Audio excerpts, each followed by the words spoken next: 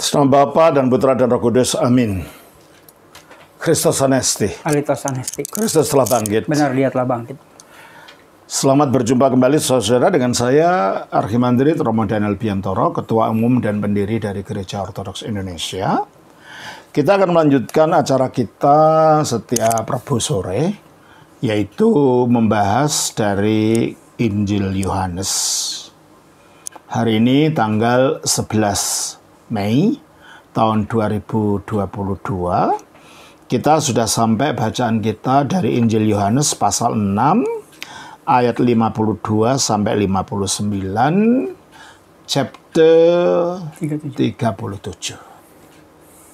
Baik, kita baca seluruh pasal itu dari perikop itu, pasal 6 ayat 52 sampai 59. Orang-orang Yahudi bertengkar antara sesama mereka dan berkata, "Bagaimana ia ini dapat memberikan dagingnya kepada kita untuk dimakan?" Maka kata Yesus kepada mereka, "Aku berkata kepadamu, sesungguhnya jikalau kamu tidak makan daging anak manusia dan minum darahnya, kamu tidak mempunyai hidup di dalam dirimu. Barang siapa makan dagingku dan minum darahku, ia mempunyai hidup yang kekal, dan aku akan membangkitkan dia pada akhir zaman. Sebab dagingku adalah benar-benar makanan dan darahku adalah benar-benar minuman. Barang siapa makan dagingku dan minum darahku, ia tinggal di dalam aku, dan aku di dalam dia. Sama seperti Bapa yang hidup mengutus aku, dan aku hidup oleh Bapa. Demikian juga barang siapa yang memakan aku, akan hidup oleh aku. Inilah roti yang telah turun dari sorga, bukan roti seperti yang dimakan nenek moyangmu, dan mereka telah mati. Barang siapa makan roti ini, ia akan hidup selama-lamanya." Semuanya ini dikatakan Yesus di Kapernaum ketika ia mengajar di rumah ibadat. Orang-orang Yahudi itu bertengkar antara sesama mereka. Bertengkar masalah apa? Masalah yang dikatakan dalam ayat 51 yang telah kita pelajari minggu lalu. Akulah roti yang hidup, yang telah turun dari surga. Menunjukkan memang Yesus berasal dari surga, bukan dari dunia ini. Oleh karena itu, dia bukan sekedar manusia biasa ya. Turunnya ke dunia adalah bentuk karya inkarnasinya. Karya mengambil daging, mengambil kemanusiaan dari rahim perawan Maria, baru lahir sebagai manusia. Tetapi dia sudah ada dalam bentuk non-manusia, dalam bentuk sebagai firman yang berada di surga, berada pada Bapa. Ya. Jikalau seorang makan dari roti ini, maksudnya roti yang turun dari surga ini, ya, ia akan hidup selama-lamanya. Nah, ini yang orang Yahudi tidak mengerti.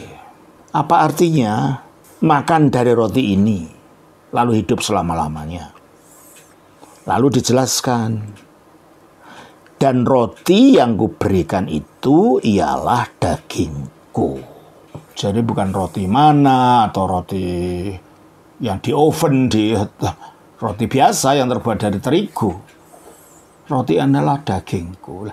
Roti itu untuk abad kemarin sudah saya jelaskan. Roti itu adalah penunjang kehidupan. Seperti kalau di Indonesia nasi gitu kan.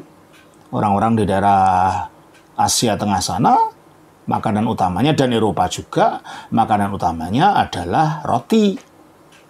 Nah, dengan roti itu, mereka menopang pertumbuhan tubuhnya, kehidupannya.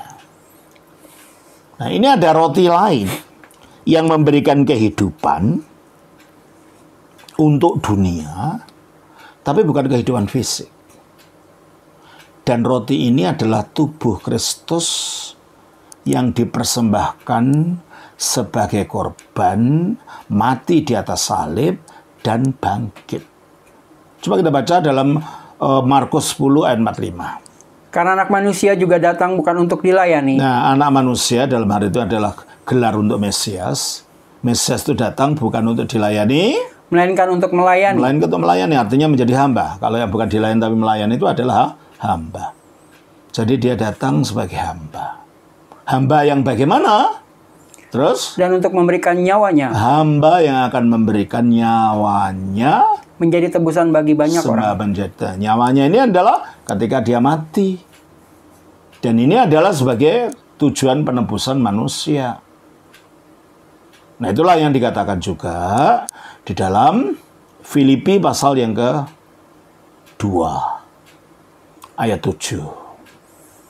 Melainkan telah mengosongkan dirinya sendiri. Melainkan, coba ayat 6 saja, malah ayat 6. Yang walaupun dalam rupa Allah. Dia walaupun dalam rupa Allah, karena dia firman-Nya Allah, maka memiliki kodrat seperti Allah, yaitu kodrat ilahi. Terus? Tidak menganggap kesetaraan dengan Allah itu. Nah, kodrat ilahinya itu sama dengan miliknya Bapa, maka dikatakan setara dengan Bapa, karena hanya ada satu kodrat ilahi.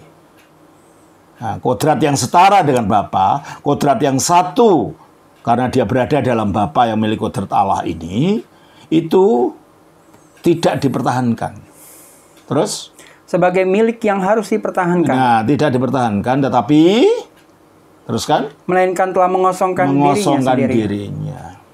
Dari kodrat itu dinampakkan. Ya ada di dalam tubuh ketika dia jadi manusia itu ada. Rela ditinggalkan, rela tidak dinampakkan, dan rela tidak digunakan dalam kehidupannya ketika dia turun ke dunia ini. Terus? Dan mengambil rupa seorang hamba. Dia mengosongkan dirinya. Dan mengambil rupa seorang hamba. Mengambil rupa seorang hamba. Terus? Dan menjadi sama dengan manusia. Keilahiannya ada di dalam dirinya, tetapi tidak dinampakkan, tetapi dikosongkan, supaya dia betul-betul wujudnya wujud manusia dalam segala hal. Coba kita baca di dalam Ibrani pasal 2 ayat 14. Karena anak-anak itu adalah anak-anak dari darah dan daging. Maksudnya manusia ini adalah manusia dari darah dan daging. Maka firman itu juga menjadi sama dengan mereka. Menjadi sama dengan manusia. Dan mendapat bagian dalam keadaan mereka. Mendapat bagian dalam keadaan manusia. Makanya keilahiannya harus dikosongkan. Sebab kalau enggak, ya keilahiannya akan lebih menonjol sehingga akhirnya dia tidak betul-betul manusia gitu loh. Makanya dikatakan di dalam Kolose pasal 2 ayatnya yang ke-19. Sedang ia tidak berpegang teguh. Kolose ya. Kolose pasal 2. Ayat 9, coba ayat 9. Sebab dalam dialah. Di dalam dialah. Berdiam secara jasmania. Berdiam secara jasmania, dalam wujud manusia itu. Seluruh kepenuhan Allah. Jadi keilahian itu masih ada dalam dia. Hanya tidak dinampakkan. Karena dia mengambil total seluruh sifat kemanusiaan. Sehingga dia bisa mengalami mati. Coba baca lagi itu Ibrani 2 ayat 14 tadi. Karena anak itu adalah anak-anak dari darah dan daging, maka ia juga menjadi sama dengan mereka dan mendapat bagian dalam keadaan mereka. Supaya oleh kematiannya. Kalau dia tidak berwujud manusia, kalau keilahiannya yang ditonjolkan, mana bisa mati, yang ilahi tidak bisa mati. Maka kemanusiaannya itu yang ditonjolkan, oleh karena itu kembali sehingga dia bisa mati. Oleh karena itu kembali kepada Filipi pasal 2 tadi. Ayat 7 sekarang dan 8. Melainkan telah mengosongkan dirinya sendiri dan mengambil rupa seorang hamba. Dan menjadi sama dengan manusia. Terus? Dan dalam keadaan sebagai manusia. Nah, dalam keadaan sebagai manusia, karena sudah menjadi hamba dan rela melayani kemanusiaan, menjadi hamba, maka dalam keadaannya sebagai manusia itu ia telah merendahkan dirinya dan taat sampai mati. Bahkan sampai mati di kayu salib. Nah, kalau dia tidak berwujud manusia, gimana bisa mati? Di atas salib. Maka dia harus total menjadi manusia, dan dengan matinya itu dia mempersembahkan dirinya sebagai korban penebusan seperti yang dikatakan dalam Markus 10 ayat 45 tadi. Karena anak manusia juga datang bukan untuk dilayani, melainkan untuk melayani. Artinya datang untuk menjadi hamba, terus? Melainkan untuk melayani dan untuk memberikan nyawanya. Memberikan nyawanya dalam arti dia mati. Menjadi tebusan bagi banyak orang. Supaya dia bisa mati, ya betul-betul harus wujud manusia. Keilahiannya meskipun ada, itu dikatakan dikosongkan. Nah, dalam arti inilah melalui kematiannya itu, ketika dia menjadi manusia ini, akhirnya dia mengalahkan kematian dengan jalan dia bangkit dari kematian itu. Coba kita baca di dalam Filipi, kembali kepada Filipi tadi.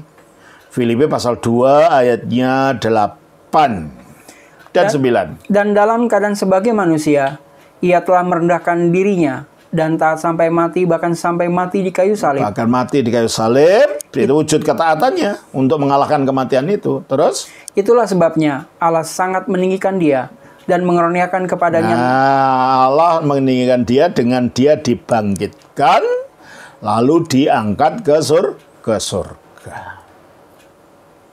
Dengan demikian dia mengalahkan kematian itu sendiri.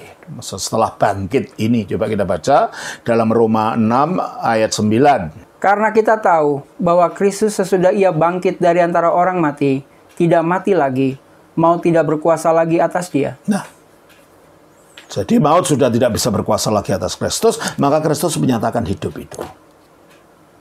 Dengan demikian kematian sudah dikalahkan. Dengan kematian sudah dikalahkan, maka dikatakan dia hanya memiliki kehidupan sekarang. Maka dikatakan di dalam 1 Korintus 15 ayatnya yang ke-21-22. Sebab sama seperti maut datang karena satu orang manusia. Ya, karena Adam memberontak, akhirnya dia kehilangan hidup ilahi, terputus dari kehidupan ilahi, sehingga dia memiliki benih kematian di dalam dirinya, yang benih kematian itu juga akhirnya terwariskan ke kita. Buktinya sekarang kita juga bisa mati.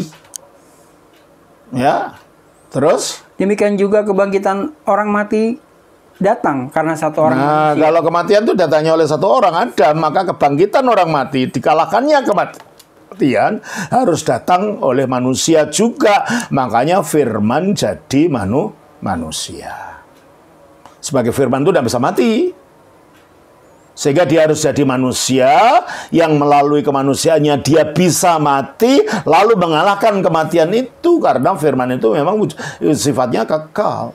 Sehingga tubuh kemanusiaannya bisa bangkit dari kematian. Akibatnya ya 22. Karena sama seperti semua orang mati dalam persekutuan dengan Adam. Nah, sama seperti orang mati dalam persekutuan dengan Adam. Demikian pula semua orang akan dihidupkan kembali dalam persekutuan dengan Kristus. Kalau kita menyatu dengan Kristus, bersatu dengan Kristus, kita akan mendapat kehidupan. Nah, dalam dunia fisik, kehidupan itu diberikan melalui makanan. Dan makanan utama itu adalah roti. Maka Yesus sebagai yang memberikan kehidupan baru, kehidupan kekal, melalui penebusan yang dilakukannya, melalui kematian dan kebangkitannya, dia mengatakan dirinya sebagai roti. Tapi bukan roti mati, roti yang hidup, karena wujudnya manusia hidup. Dan dikatakan, ayat yang ke-51 itu,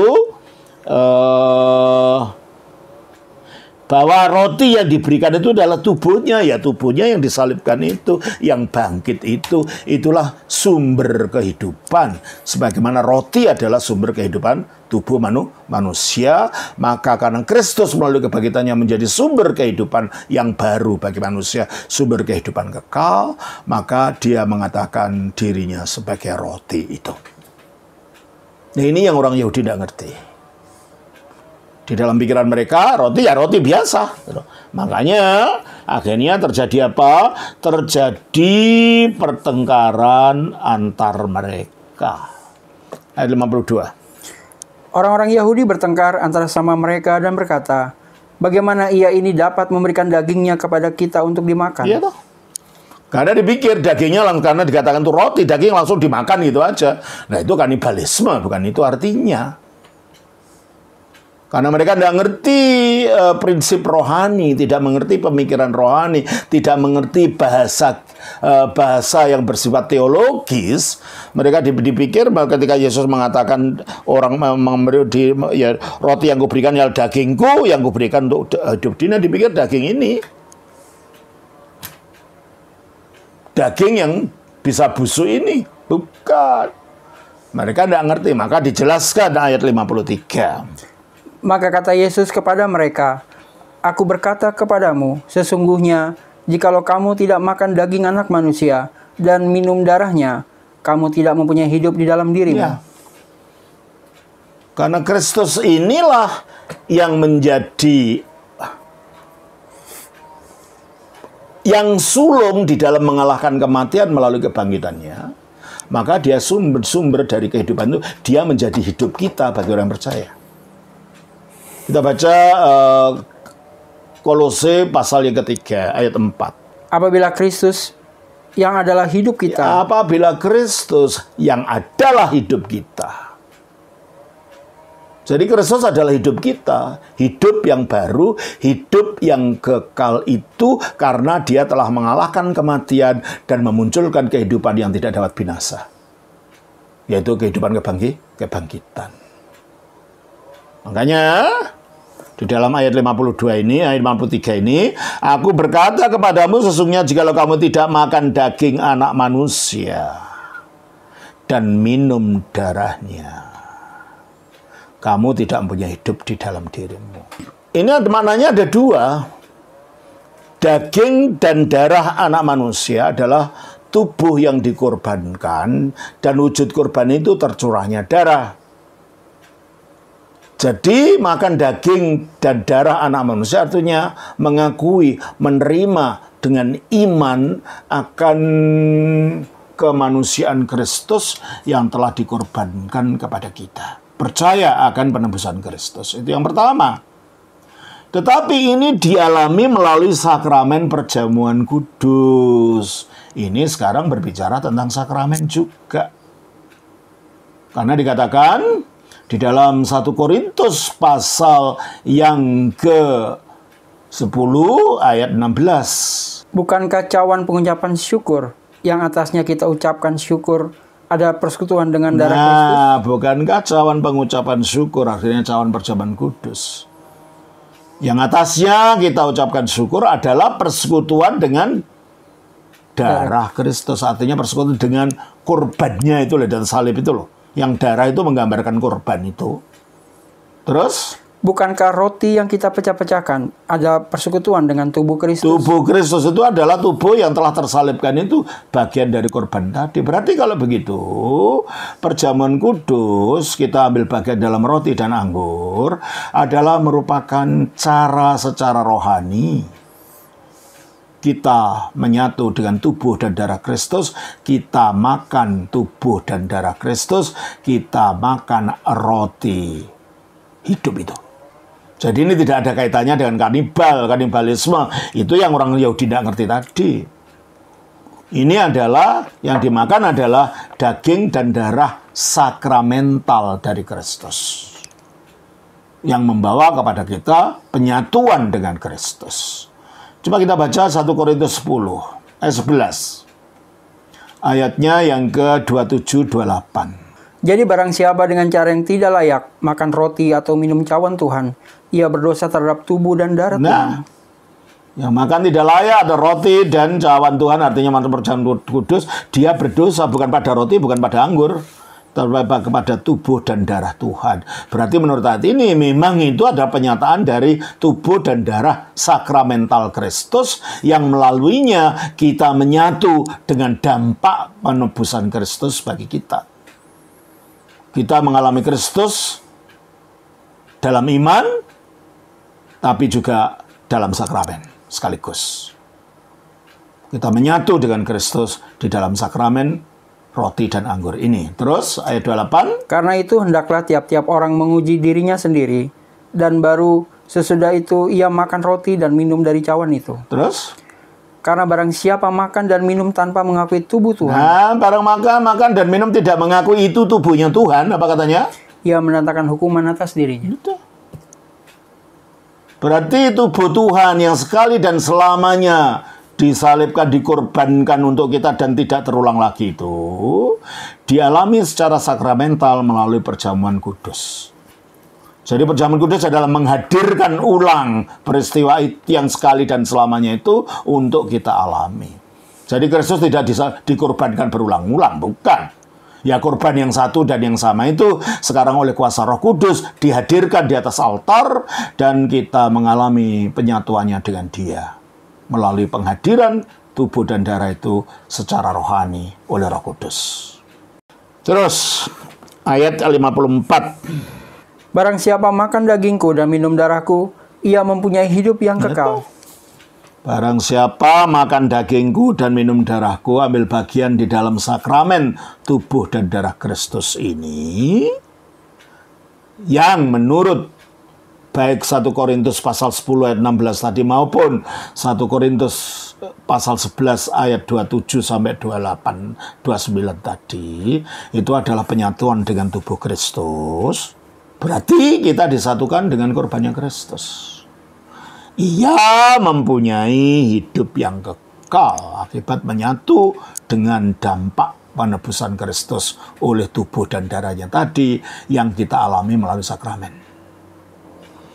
Barang siapa makan dagingku dan minum darahku, ia mempunyai hidup yang kekal. Oleh karena itu, seorang bapak gereja, episkop yang ketiga di Gereja Antiokhia, pengganti ketiga dari Rasul Petrus. Petrus sudah dari Yerusalem, lalu menjadi episkop di Antiokhia selama 7 tahun, lalu digantikan Evodius, lalu Evodius digantikan oleh Ignatius. Sebelum dia pergi ke Roma, dan akhirnya matinya di Roma. Dia menjadi pimpinan gereja di Antiokhia. Dia mengatakan bahwa perjamuan kudus itu adalah obat ketakbinasaan. Ya, sumbernya dari kata-kata Kristus ini.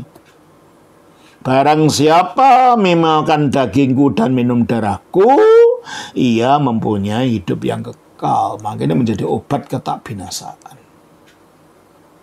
Oleh sebab itu dari awal abad pertama, perjamuan kudus itu menjadi sakramen utama. Orang datang selalu ke gereja tujuannya untuk ambil bagian dalam tubuh dan darah Kristus dalam wujud sakramen itu. Ini salah sakramen paling utama. Semua sakramen itu akhirnya mengalirnya kepada perjamuan kudus. Orang dibaptis agar bisa ambil perjamuan kudus. Dan kalau dia berdosa, dia ngaku dosa, tujuannya juga supaya bisa ambil perjamuan kudus. Orang ditabiskan, tujuannya supaya bisa melayani perjamuan kudus. Orang dikrisma, supaya dia juga akhirnya bisa menerima kuasa Roh Kudus, ambil perjamuan kudus. Semua sakramen-sakramen gereja itu, muaranya adalah kepada perjamuan kudus. Karena itulah dikatakan, barang siapa makan dagingku dan minum darahku, dia akan mempunyai hidup yang kekal. Ayat 55. Sebab dagingku adalah benar-benar makanan dan darahku adalah benar-benar minuman. Artinya apa? Kalau roti biasa itu memberi hidup, ya kan? Anak kecil kita beri makan yang sehat, makan yang bergizi, supaya ditunjang kehidupannya, pertumbuhannya menjadi hidup. Tapi meskipun diberi makanan yang lezat-lezat, pada akhirnya manusia itu mati juga. Berarti kalau gitu makanan ini tidak bertahan, memberi pertahanan pada manusia untuk hidup selama-lamanya. Beda dengan roti yang adalah tubuh Kristus yang dialami melalui sakramen. Karena tubuh Kristus itulah, darah Kristus itulah, penebusan Kristus itulah yang menyebabkan kita ikut ambil bagian dalam hidup kekalnya Kristus. Berarti ini benar-benar makanan yang membawa kita sampai kepada hidup kekal. Tidak ada makanan lain yang bisa begitu. Sebab kita makan selezat-lezat apapun, makanan yang sesehat apapun, dengan gizi yang bagaimanapun, pada akhirnya tidak akan membawa kita untuk hidup kekal. Kita akan mati. Nah, makanan rohani dalam sakramen inilah membawa kepada hidup kekal karena penyatuan dengan korban penebusan Kristus itu. Maka ini disebut sebagai betul-betul makanan, itu benar-benar makanan, benar-benar minuman. Maka umat Ortodoks selalu rindu untuk datang ke gereja bukan sekedar untuk mendengarkan khotbah, tapi itu ambil bagian di dalam tubuh dan darah Kristus. Ayat 56. Barang siapa makan dagingku dan minum darahku, ia tinggal dalam aku dan aku di dalam dia. Nah, di samping itu dampaknya di akhir zaman nanti membawa kita hidup kekal.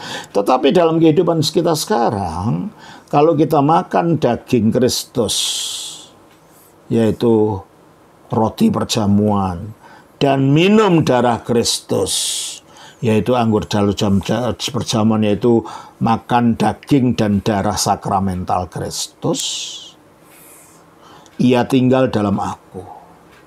Artinya itu cara untuk menyatu dengan Kristus, cara untuk tetap tinggal dalam Kristus, dan aku dalam dia, dan Kristus tinggal dalam kita. Maka ini dapat dikatakan sakramen perjamuan kudus itu sakramen manunggaling kawula lan Gusti, sakramen penyatuan antara hamba dengan Tuhannya, Tuhannya dengan hamba. Oleh karena itu sakramen perjamuan itu sangat pentingnya.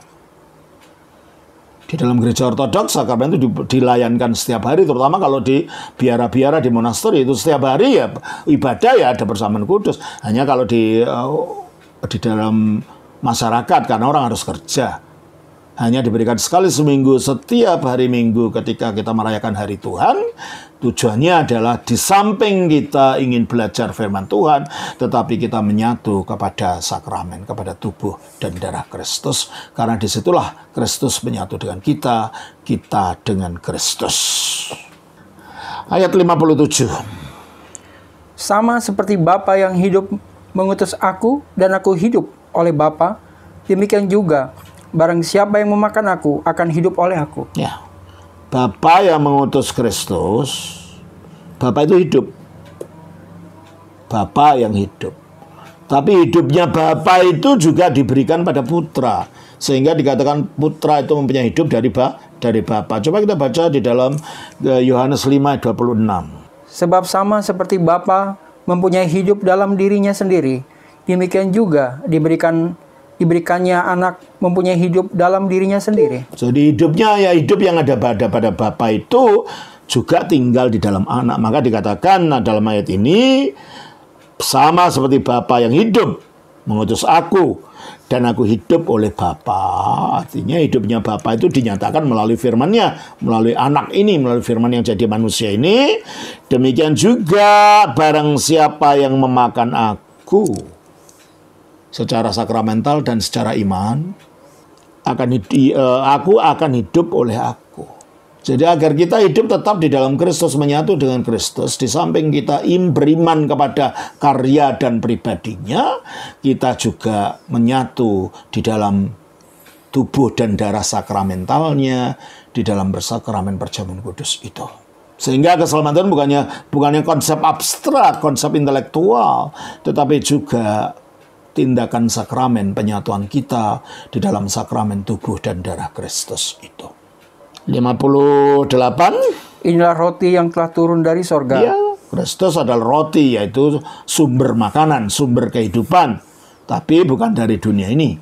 Bukan sumber kehidupan secara fisik, tapi kehidupan rohani, kehidupan kekal, maka turunnya dari surga. Terus? Bukan roti seperti yang dimakan nenek moyangmu, dan mereka telah mati. Nah itu dia. Roti yang dimakan oleh nama orang Israel di padang belantara, yaitu roti mana? Biarpun turunnya dari langit, toh mereka mati. Sebab itu roti biasa, dalam arti roti benda yang hanya menghidupi fisiknya manusia saja. Nah roti yang turun, Yesus sebagai roti yang dari surga itu memang betul-betul turun dari surga, bukan dari langit saja. Karena dia tadinya satu dengan Bapa sebagai firman-Nya. Dia turun dari surga, ya, sehingga dia memberikan kehidupan surgawi itu barang siapa makan dia secara sakramental dan makan dia dalam iman, mengimani karya dan pribadinya. Terus? Barang siapa makan roti ini akan hidup selama-lamanya. Nah, beda dengan roti yang dimakan oleh orang Israel itu, lalu mereka mati. Barang siapa makan roti ini yaitu makan dalam iman, mempercayai Kristus sebagai sumber kehidupan, tapi makan secara sakramental, menyatu dengan sakramen sakramen tubuh dan darahnya dalam perjamuan. Terus ia akan hidup selama-lamanya, memiliki hidupnya Kristus. Yang hidup ini berasal dari Bapa, karena hidupnya Bapa juga diberikan kepada Kristus, kepada firman-Nya. Terus ayat 59. Semuanya ini dikatakan Yesus di Kapernaum ketika ia mengajar di rumah ibadat. Berarti dia sedang khotbah waktu itu di sinagoganya orang Yahudi di Kapernaum. Kapernaum itu di dekat Galilea. Itu merupakan headquarter itu apa sih? Base campnya Kristus kalau melayani kemana-mana, kembalinya ke Kapernaum itu. Nah, demikianlah saudara, Wahyu pasal 6 ini sangat penting sekali di dalam menjelaskan bagaimana Kristus itu menjadi sumber kehidupan kita dalam pribadi dan karyanya maupun dalam sakramen yang ditinggalkan bagi kita supaya kita mengalami Kristus di dalam sakramen itu. Tuhan berkati. Kristus Anesti. Atas nama Bapa, Putra, Roh Kudus. Amin.